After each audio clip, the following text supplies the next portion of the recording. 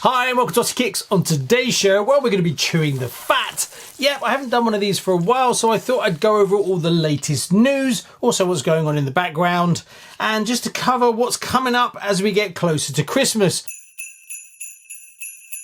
Yeah, we're already there. Well, let's start with Team Associated, and they have been crazy busy over the last month or two. So the first thing was they did their Vintage Championship in Las Vegas, 16th to 19th of October. I did talk to a few people that went there and said it was brilliant. Also, they hit all their targets of the event. So will we see one in 2026? Oh, I hope so. And I'd love to be in the position to go. So yeah, we'll see on that one. I'll definitely have to save up, but heading over there to cover that would be amazing. There was lots of brilliant footage and they streamed a lot of it live. The old style track, loads of big names there. They had everyone really, and some of the cars were just amazing. So brilliant. I think this is a really good thing for Team Associated to do. Not only are they banging out all their vintage kits, but they're also supporting and growing the vintage market in America by doing this. And I think it was a really good thing to do.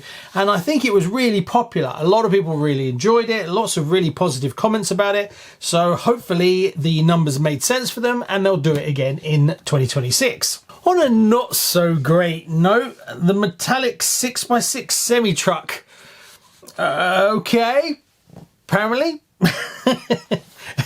I'm pretty sure you can buy paint in many different colours, but hey, yeah, they bring them out and they bring out a lot. And I do see quite a lot of negative comments about how fast they're bringing out kits. And yes, I can understand that from a bank balance point of view, as I suffer from it just as much as everybody else. But you can pick and choose, you know, buying every single one. I think most people have realised now that unless you've got very deep pockets, having every single release that's coming out is just not possible. So you just pick the ones that you like. Then they jumped straight on to SEMA 2025, where they had a stand this weekend that's just gone, or the last week that's just gone. And Masami was back. As far as I know, he went from the Vegas back to Japan, then came back to Vegas again, going on some of the posts that he put out. So he's really racking up the air miles for Team Associated. Now, I saw some posts and I was like, oh, I wonder if Masami's over again, so they're going to announce the 91. Turns out I was a bit ahead of the gun, and also I think it was very early for them to release it, being that they've just released the other Masami kit. But they actually dropped the RC12L. Well, the RC12L that you see in front of me is an evolution of the RC12E, and the RC12L was piloted by Tony Neisinger in 1986 for the IFMAR World Championships. Very successful IFMAR Championship winning car. So they did a video with Tony talking about how he won his IFMAR in 1986. Will I get it? I don't know. I'm not sure about this one. Now, I am a big fan of Kyosho's pan cars. I do have quite a few with the Plasma and the Phantom. Should I get one of these? I don't know. I tend to get them because I like the scale and the look. I don't really have anywhere that I can really run one, and I've got quite a few like that. So I don't know whether I'll get this one or not, but I can kind of understand why they did it. Obviously, Kyosho have been putting out quite a few Phantoms for quite a while, so they're seeing them releasing more and more of them. So obviously it's working for Kyosho. So dropping something like this, a little bit different. Obviously, it's got all the IFMAR accreditations from back in the day of being a very successful release. So it kind of makes sense. Little bit disappointed it's not a 91, but hey, you can't have everything. And if they push it till next year, or maybe next month before Christmas, I don't know. We'll just have to wait and see. I'm pretty sure we can all agree it's kind of coming. It's just when. One I almost forgot about was the Team Car 4-wheel drive RC10 Gold Pan. Now, this was hit with some positive, some negative. I love what they did. I love all the blue anodizing and putting the chassis stiffeners in, and a few little tweaks here and there just to improve it, to keep the belt tension consistent, whereas people that have bought the first one and then taken it racing found that the belt, where the chassis flex and things like that, it's making the belt skip and a few other issues. They've gone back and they've dialed out. But obviously if you bought the original one and you're taking it racing, then it's a bit annoying that they brought out the team car and you've had to fix those problems yourself, where, you know, realistically they should have fixed them in the first place from testing. But it kind of is what it is. So Team Associated have been very busy. I haven't, as I still have these two to build on the show, but as I did the Fan RC Worlds not that long ago, and that was a detailed build, I think I'll put these off until sort of January, when it's cold, wet and horrible outside, and then I can spend a bit more time on these two beauties. Plus I have a lot of other stuff that I think you would like to see more than building another RC10. Another little update which is fantastic, and this has dropped quite recently. A big shout out to the Popalon guys. They actually kind of dropped a video about the Predator X10 coming back again and it out being tested in the wild. Now 3D Racing Concepts, they are actually actively going to be bringing out the Predator. Few different versions of it as far as I know. Definitely the X10, and I think they're doing a few other earlier versions of it going on the beautiful carbon chassis. But for me, I am super chuffed with this one. I have wanted to actually drive one of these and take it vintage racing, especially at my local track. But my one, there's no way my pockets are not deep enough to be able to run it, and my driving is not good enough, as they are very fragile and they can break very easily, and then parts are impossible and they're just too valuable for me to justify driving it. So having a release like this is going to be brilliant. Also, from the feedback that we seem to be getting, it's not going to be, oh, December 2026. It's going to be in early 2026. And there are some really good photos. I'll put them up here. You can see them. So you'll have a few options, as well as the parts will be available. So this is going to be brilliant. Shh. Now, a little dicky bird may have told me that someone else is also working on a Predator. Now take that with a pinch of salt, but if it's true, it's going to be epic. But hopefully this is going to be a turnkey kit solution. Fingers crossed. There is a few variants where you can buy a kit and then you have to source another kit for parts, and yes, that is possible, but it is a lot of work, whereas a lot of us would just rather like to get a turnkey solution, pay our money, get our kit. But being able to actually experience one of these and actually run it and drive it, oh, that's probably my biggest excitement for the whole year, that someone is actually doing a Predator X10. And the images, it looks really nice.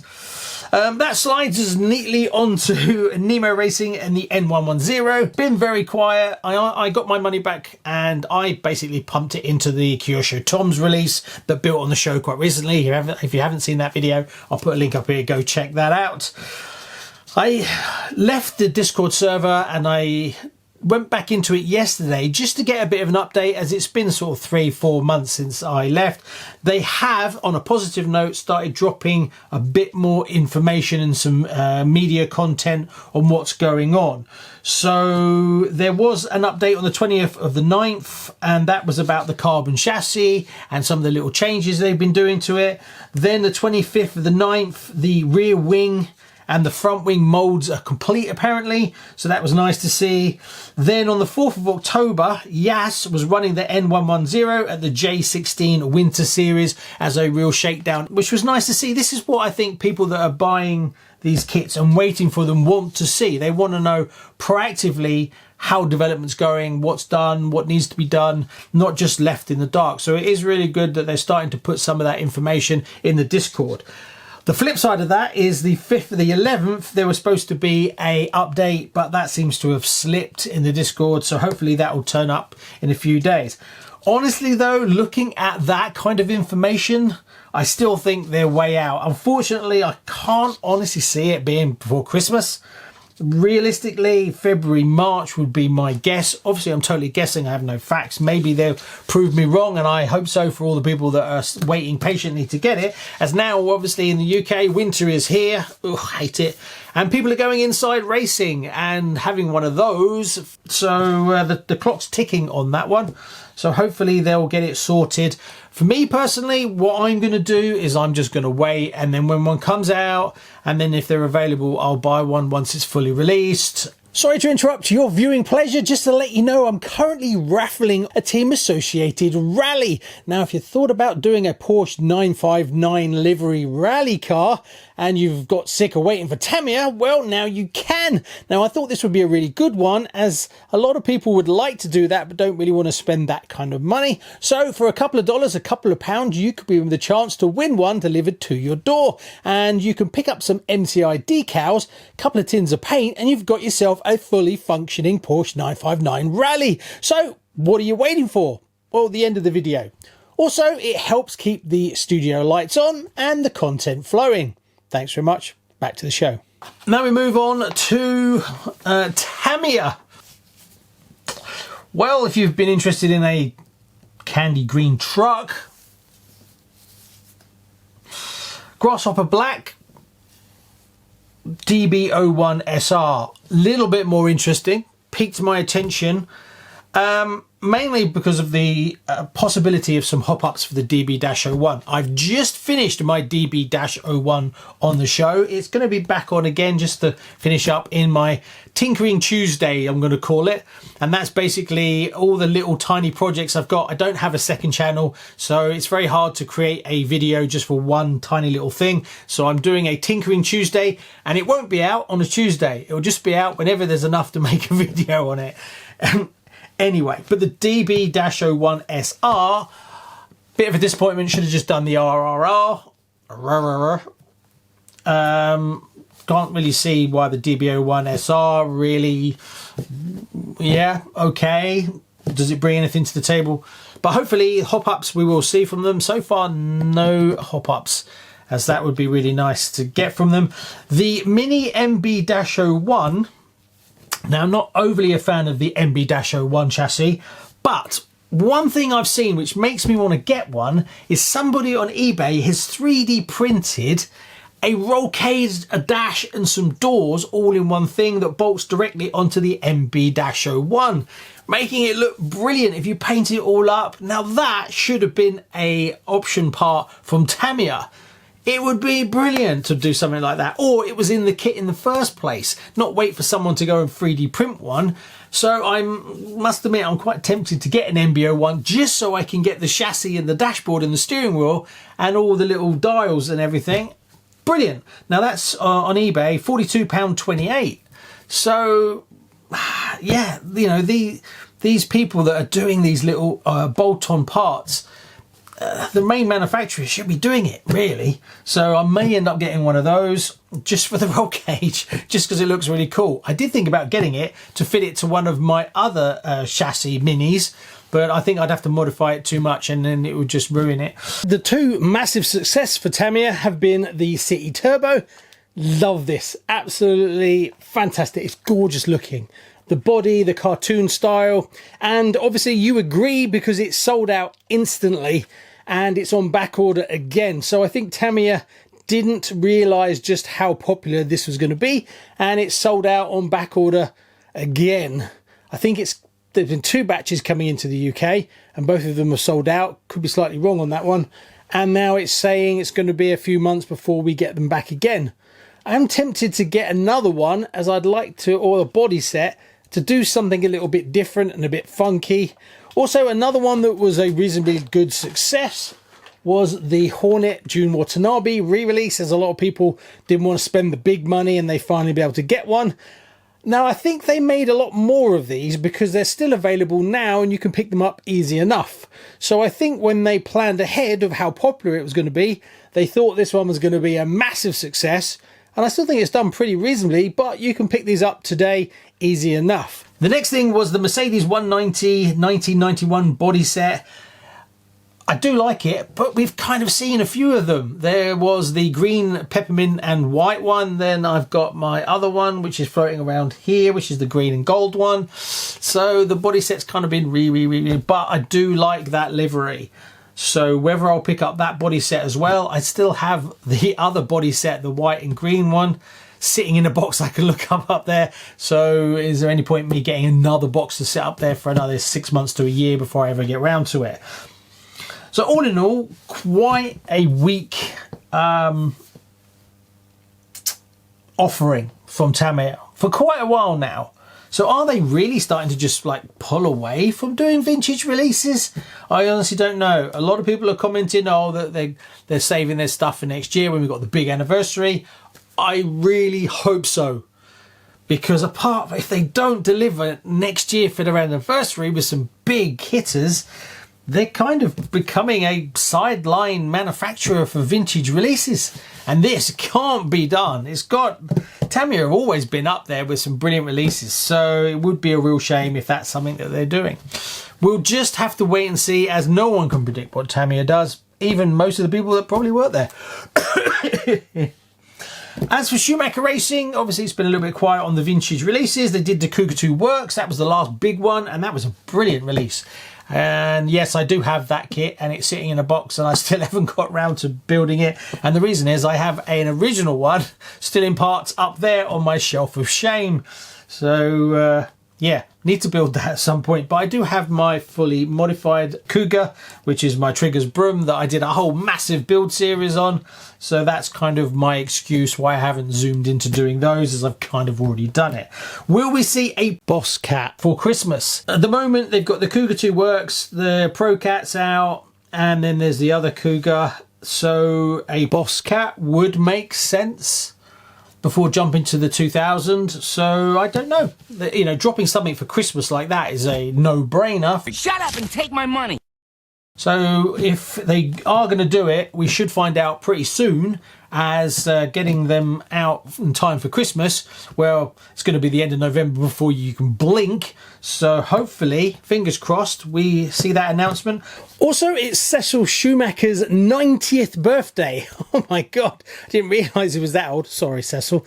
But he, if you don't know, I'm sure you probably all do, he was the one who penned such beautiful things as this, the Schumacher short wheelbase cat, the XLS, a Cougar, and many more. And basically is the original owner and founder of Schumacher Racing. So happy birthday, 90. God, I'm only 51, so I don't know what it feels like to be 90. Hopefully I'll get there one day.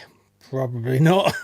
Moving over to the Mardave Cobra. Now, Mardave used to do the Cobra way back in the day, and then it got discontinued. Now, Stack RC have bought the rights to the Cobra, and they're actually bringing it back just in time for Christmas. Currently taking orders for it, so it's the Cobra Sport, if I remember rightly. Now, they promised that they can deliver 50 kits for Christmas, so of course I've just got to put a deposit down. Yes, I will be getting a Cobra on the show, even though I do have a Cobra, a very special Cobra, that I was lucky enough to get my hands on, that's been sitting for a while. And it's £220 with a £50 deposit, so quite a cheap entry level RC vintage buggy. So yes, I will have it on the show and I will build it. Deposits in, just got to settle up, and hopefully it'll be here for Christmas. Then we move on to Kyosho and the 30th Kyosho European anniversary. They just released a Mini Z special edition one, which is an MR-04 rear-wheel drive, and it's the McLaren GTR, and they've done it in the white livery with the French red and blue stripe going through it. Looks really nice. I'm tempted, another limited edition. I'm kind of holding off jumping into Mini Zs, as I'm a bit worried that if I start getting Mini Zs, it's another slippery slope. And there is a few Mini Zs that I really like the look of. And the only thing for me is just the amount of money. You can get 1/10 versus the smaller scale ones. In the UK, they're a little bit more expensive, like everything is. But I'm guessing at some point I'm going to have to pull the trigger and get some Mini Zs. And why I say that is that they've only gone and done the Porsche 934 RSR 1976 Mini Zs in 2 liveries. You've got the Jägermeister livery and you've got the Villan livery, which is the classic Porsches. Damn you, Kyosho, you're taking my money. And they look brilliant. So there's quite a few Kyosho Mini Zs that I now want to get. I don't really have anywhere to run them though, really. That's the only thing that kind of puts me off. And I'd like to be able to, I don't even have anywhere inside that I could really run them. I don't have a garage or anything like that. So that kind of puts me off. Otherwise, they're just going to be even more Shelf Queen collections. And yeah, buying one, unboxing it, and then putting it straight on the shelf without even have to build it, paint it or anything. I don't know, maybe I'll get one. Also, they announced the Yamaha YZR 500 1/8 scale bike from 1978. Looks really cool. So if you're very much into your models and you cross over between models and RC, the bikes are very nice. I do actually have a bike that's still sitting new in box waiting for me to build it. And at some point I need to build that up, as I think it's going to look really gorgeous. That again is more leaning towards model than actually an RC, but you will be able to drive it if you want to. Now we move on to Traxxas, and yes, they've been busy as ever. They've just announced a massive 50th anniversary Bigfoot X Monster. Now this is going to retail for $1,599.95. I had a look in the UK, there's nothing about it yet, so we're not going to get it until well after Christmas for sure. The release date in America is supposed to be November 28th, so basically it's like an X-Max, but they've turned it into a bit of a Bigfoot, very much along the same livery and lines as the 50th anniversary that I've had on the show previously. It's going to be limited to 1,975 units. So this is definitely one more leaning towards the collectors than the hardcore bashers, as that body looks really nice. Also, while I was looking to see if it's coming to the UK, they've got the X Monster chassis that's coming to the UK. That's £1,119, expected the 16th of January. So they're going to miss Christmas in the UK. Doesn't come with a body, you have to pick one. There's some images that they put out with it, and it's got the Bigfoot body. Not sure what the price of that is. So if you're looking at getting one, it might be worth holding off to get hold of the limited edition one. But if you're going to run it, drive it and bash it, you might as well just get the X Monster chassis and then put a Bigfoot body on it. But again, you're not going to be getting it before Christmas. Also, they brought out a couple of weeks ago, and it's been all over the internet, is the Mini Rally X VXL Ford RS2000. Now this is, Traxxas don't really do scales, but it's basically around the lines of a 1/10. $429.95, 2 to 3S. Little bit expensive when you put it up against other rally cars, especially the likes of Rolalo. Obviously, Traxxas is a big, massive company, you know, so support is everywhere, parts are everywhere. But it really shows you how much more you're paying for this big brand. Personally, now don't shoot me down in flames, the body, bit of a letdown. Let me explain before you warriors jump on this. I think it's amazing. Blacked out windows, $429. Now I'm sure it's going to be super tough, bonkers fast 2.3S. But I don't know, it looks very simple. Yes, they put the extra lights, the night lights on the front, and they work, which is really nice. Livery is a little bit meh. So personally, for me, I'm just a bit underwhelmed, being that you're going to be paying $429, and I'm sure in the UK it's well over that in pounds. So make of that what you will. I'm sure it's going to be a brilliant blast, drive around, bash it up kind of thing. But for me, I think I'd rather sink my money into something else like the Rolalo Rally 1/10. Now, while I was looking on the Traxxas website, I noticed that they're going to be doing a sale from the 1st of December. So if you're thinking about getting yourself a Traxxas for Christmas, just hold off just a little bit longer. Unfortunately, it's not coming to the UK. We see all these sales in America and you get some really good deals, and then we don't. So hold off a little bit and then pick up your Traxxas when the sale's out, and you'll save a few dollars. Also, Traxxas were at SEMA. They had the 1:1 scale, the massive Funko Sandcar. Thing is monstrous. As for the RC version of it, I watched a few reviews on it, and I wasn't overly sold on the performance. Now, I think if you're at the beach, or if you're in the sand dunes in Dubai, you'll probably find it will be all right. But some of the issues that I saw with it rolling over in the UK, driving it on grass and things, I think it's a bit niche and also very expensive, but it looks amazing. Obviously, I'm not going to get one for two reasons. One, it's insanely expensive and I don't have the budget for it. And two, I have nowhere to store another massive RC like that. Right, let's move on to Yokomo. And it's been quite quiet, but I'm hoping we're going to hear something from them just before Christmas. If we look at previous releases, they've all kind of just been sort of fallen out quite quickly just before Christmas, and there's been a big rush and they've actually got them out. So will we hear something from Yokomo? Now, currently they've got the Wonder Dogfighter. That's their kind of latest vintage release that they've just dropped, and that's £449. Bit of a hard sell. Not sure if it was a wise move to go backwards in time with their vintage releases versus going forward. Comment below and let me know. What do you think? Do you think it was a good idea? I know a lot of people are waiting for the Super Dogfighter 93. I think that's going to be the big selling one for them, but they seem to be going backwards instead of forwards. Obviously we had the 91 and then everyone expected the 93 and then it hasn't come. So hopefully the 93 is going to drop really soon from Yokomo for Christmas, but I honestly don't know. We'll just have to wait and see. While I was looking at the Wonder Dogfighter, I noticed that the first gen Dogfighter is now on sale and you can pick it up for £399. I think that's quite a niche car. A little bit early for me personally. I do like the Wonder Dogfighter a little bit more, but again at £449, just feels a little bit expensive. And that's pretty much everything I can think of. Currently on the show, I've been messing around with this, which I'm currently in the process of building, which is the Lego Formula 1 car. Apparently you can put a brushless little motor in this and turn this into an RC as well.